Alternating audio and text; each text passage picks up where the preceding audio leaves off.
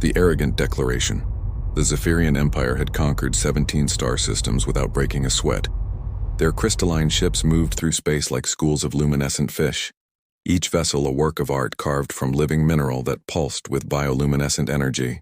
Emperor Vexlar stood aboard his flagship, the Radiant Supremacy, watching as his communication officers prepared to broadcast what he considered would be the most elegant declaration of war in galactic history. The Emperor's form was impressive even among his own kind.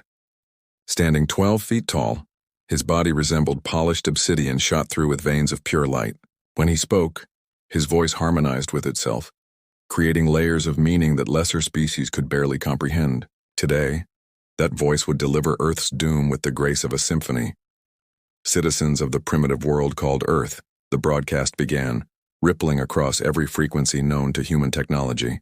Your chaotic expansion into the cosmos has disturbed the perfect geometric patterns of our territorial boundaries. Your ships move without rhythm. Your colonies spread without aesthetic consideration, and your very existence is an affront to the mathematical beauty of our empire. You have 72 of your hours to surrender unconditionally, or we shall restructure your civilization into something more pleasing to observe.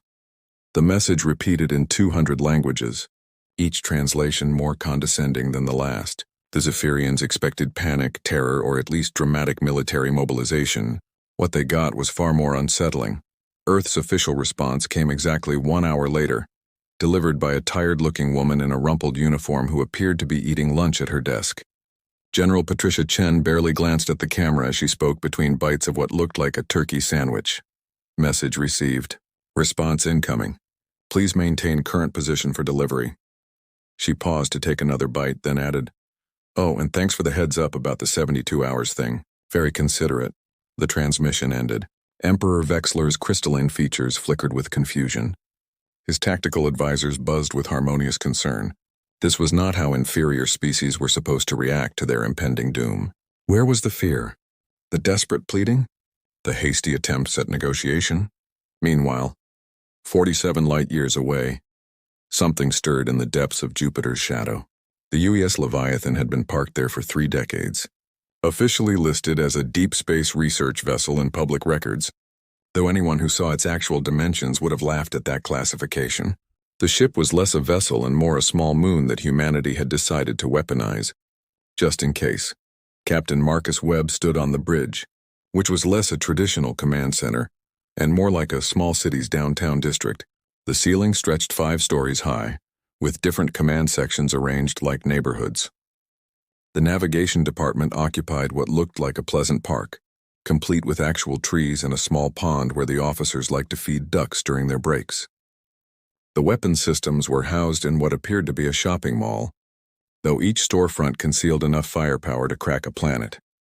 "Well, folks," Webb announced over the shipwide intercom, his voice carrying the easy confidence of someone who'd seen too much to be impressed by theatrical aliens. "Looks like we're finally taking the old girl for a proper spin. All departments prepare for hyperspace jump, and somebody wake up the engineering department. I know they've been using Deck 47 as a golf course, but playtime's over." Lieutenant Commander Sarah Kim looked up from her station, which was designed to look like a cozy coffee shop. "Captain, are you sure we should take the Leviathan? I mean, it seems like overkill for a first contact situation." Webb shrugged, adjusting his captain's cap, which he'd decorated with fishing lures. "Sarah, when someone threatens to restructure your civilization, you don't send a rowboat. You send the biggest thing you've got and park it in their front yard. Besides, the Leviathan needs the exercise. Can't have our moon-sized deterrent getting rusty." The preparations took surprisingly little time. Despite its massive size, the Leviathan was remarkably automated. Most of the crew's job consisted of making sure the AI systems didn't get too creative with their interpretations of orders. The last time they'd left the navigation AI unsupervised, it had plotted a course that spelled out a dirty joke in stellar positions. As the ship prepared to jump, Engineer First Class Tommy Chen made his final rounds through the reactor bay, which was large enough to have its own weather system. Today it was drizzling on the port side, a result of temperature differentials that nobody had bothered to fix because the plants in the auxiliary botanical garden seemed to enjoy it. "How's our baby doing?" Webb asked over the comm. "Running smooth as butter, Captain," Tommy replied, wiping rain from his forehead. Though I should mention that someone's been using Fusion Reactor 3 to age cheese. Apparently the radiation gives it a unique flavor. Is it affecting performance? Actually, it's running better. I think the cheese is acting as some kind of stabilizer. Then carry on, and save me a wheel of the good stuff. The jump to hyperspace was unlike anything the Zephyrians had in their databases, where their ships slipped elegantly between dimensions like needles through fabric. The Leviathan simply grabbed space-time and pulled itself through by brute force. Reality rippled. Stars momentarily forgot their positions, and 3 nearby civilizations independently reported that their gravity briefly tasted purple. Back in the Zephyrian system, Admiral Crexion was in the middle of explaining to the Emperor why the humans' lackadaisical response was actually a sign of their primitive inability to comprehend danger when every alarm on the ship went off simultaneously. "Admiral," the sensor operator's harmonious voice cracked into discord, "something is emerging from hyperspace. Size?" Crexion demanded. "The sensors are. They're refusing to accept the input. They keep returning error messages. The computer insists we must have meant to input the measurements for a small moon, not a ship. Override the safety protocols. Show me what's actually there." The main display flickered, recalibrated, flickered again, then finally stabilized. Every Zephyrian on the bridge stopped breathing, their crystalline forms dimming in shock. The human ship that emerged from hyperspace was impossible. It wasn't just large, it was an affront to the very concept of spacecraft design.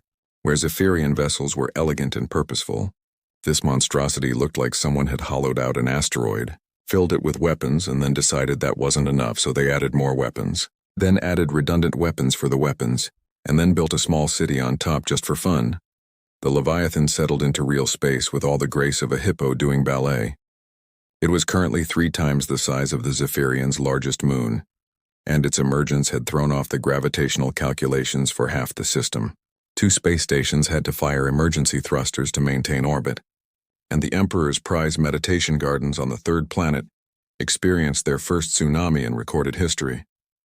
Captain Webb's face appeared on every screen in the Zephyrian fleet, broadcast from what appeared to be a fully functional beach complete with artificial sunlight and a volleyball game happening in the background. "Emperor Vexlar, I presume." "Captain Marcus Webb, UES Leviathan. Sorry about the gravitational disturbance. She's a bit heavy. We're here to discuss your recent communication regarding restructuring our civilization. But first, quick question.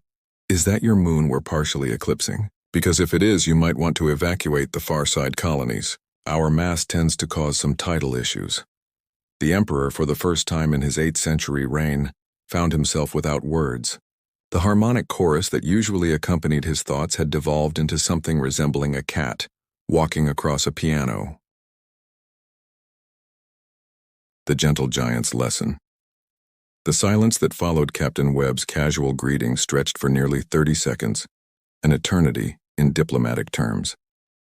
On the bridge of the Radiant Supremacy, Emperor Vexillar's advisors flickered through a spectrum of colors that indicated various stages of panic. Their perfect mathematical formations, so carefully calculated for maximum efficiency in battle, suddenly seemed quaint next to the human vessel that had all the tactical elegance of a sledgehammer. Finally, the Emperor found his voice, though it came out as a single, uncertain note rather than his usual harmonious cascade. "Captain Webb, your vessel is unprecedented. Our sensors indicate it is causing significant gravitational anomalies throughout our system." Webb nodded sympathetically, taking a sip from what appeared to be a coconut with a tiny umbrella in it. "Yeah, she does that. We tried to add compensators, but the math got weird. Turns out when you make something this big, physics starts taking things personally. Would you like us to back up a bit? We could park near your asteroid belt, though fair warning, we might accidentally collect a few of them. The Leviathan's hull has this annoying habit of attracting smaller objects." Admiral Crexion, recovering faster than his Emperor, attempted to salvage the situation. "This display of size means nothing. The Zephyrian fleet is renowned for its precision. No matter how large your vessel, it cannot match the coordinated beauty of our attack patterns." "Oh, absolutely," Webb agreed readily, surprising everyone. "Your formations are gorgeous. We've been watching you practice them for the last hour. That diamond-to-spiral maneuver? Chef's kiss. Absolutely beautiful. Completely useless against us, but beautiful nonetheless." Before Crexion could respond, Alarms began blaring across the Zephyrian fleet. Not the harsh warning alarms of imminent attack, but the confused, questioning alarms of systems that had no idea what they were looking at. "Captain," Lieutenant Commander Kim called out, her voice carrying a note of embarrassment. "We have a problem. Remember that issue with the coffee maker on Deck 12? The one that gained sentience last month? That's the one. Well, it's somehow interfaced with our defensive systems and is currently brewing coffee using our point defense lasers to heat the water." Webb sighed and turned back to the screen where the Zephyrians watched in bewilderment. "Sorry, give us a moment. Teething problems." Across the void, 10,000 point defense lasers activated simultaneously, not in an attack pattern, but in precise, measured bursts. The beams of concentrated energy danced through space, following no tactical doctrine the Zephyrians could recognize. Then as the sensors recalibrated, they realized what was happening. The human ship was using weapons capable of vaporizing fighter craft to roast coffee beans floating in the vacuum of space. The demonstration, though entirely accidental, was more effective than any threat could have been. Each laser was firing with pinpoint accuracy at objects no larger than a fingernail, from distances that should have made such precision impossible. And this was their coffee-making system malfunctioning. "I'm terribly sorry about that," Webb said as the light show ended. "The AI on this ship tends to be creative. Last week, the navigation system tried to solve galactic hunger by plotting a course that would use our gravitational wake to redirect nutrient-rich asteroids toward inhabited systems. Sweet thought, but the liability paperwork would have been a nightmare." Emperor Vexillar's crystalline form had shifted to a color his species associated with deep contemplation. "Captain Webb, perhaps we should discuss this situation more formally. Would you consent to a direct meeting?" "Love to," Webb responded cheerfully. "Want to come aboard? We've got a diplomatic reception area on Deck 78. Full gravity adjustment capabilities, atmospheric controls, the works. There's even a gift shop, though I'll be honest. The merchandise is mostly coffee mugs with bad puns about space." The Emperor's advisors immediately harmonized in alarm, but Vexillar silenced them with a gesture. "You would allow us aboard your vessel? Without conditions?" "Sure, why not? Bring whoever you want. We'll give you the tour. Well, the abbreviated tour. The full tour takes 3 weeks and requires a passport for some sections. We've got a crew member who declared Deck 143 an independent nation as a joke, but the paperwork got filed somehow, and now legally we need diplomatic clearance to enter." 2 hours later, Emperor Vexillar and his honor guard materialized in what the humans called Reception Bay 7. The Emperor had expected military efficiency, stark corridors, and disciplined crews. Instead, he found himself in what looked like a terrestrial park, complete with a lake, walking paths, and what appeared to be a food truck selling something called fusion tacos. Captain Webb met them in person, dressed in what could charitably be called a uniform, though it featured cargo shorts and sandals. "Emperor! Welcome aboard the Leviathan. Sorry about the casual atmosphere. When you're stuck on a ship for months at a time, you need spaces that don't remind you you're in a metal can floating through nothing." As they walked through the ship, the Zephyrians' perfect formation gradually fell apart, not from any threat but from sheer wonder. They passed through a marketplace where crew members bartered goods from across human space, a full-sized movie theater showing something called Ancient Earth Cinema Night, featuring a film about a shark tornado, and a section that seemed to be entirely dedicated to competitive potato farming. "This is a warship?" Admiral Crexian asked, his tone wavering between disbelief and awe. "Oh yes," Webb replied, leading them past a group of engineers who were apparently racing homemade robots down a corridor. "Every bit of her is functional. It's just that humans figured out a long time ago that the best way to maintain peak performance in deep space is to make sure your crew doesn't go crazy from boredom. Happy crews don't accidentally start wars because they're irritated." They finally reached the diplomatic wing, which was more formal but still distinctly human. The conference room had a massive window looking out at the Zephyrian homeworld, and the table was set with refreshments from both cultures. Webb had somehow procured Zephyrian crystal water, while the humans had contributed coffee, tea, and a selection of pastries that one crew member insisted were strategically important. "Emperor Vexillar," Webb began, his casual demeanor shifting to something more serious but still warm. "Let's talk honestly. You threatened Earth because our expansion bothered your sense of order." "I get it, humans are messy. We build colonies that look like someone threw darts at a star map. Our trade routes make no geometric sense. We name our planets things like Bob and New Jersey. The Emperor's form flickered in what might have been amusement. You are aware of your own chaos? Deeply, painfully aware, Webb laughed. But here's the thing. That chaos is our strength. You see disorder, we see flexibility. You see aesthetic failure. We see redundant survival strategies.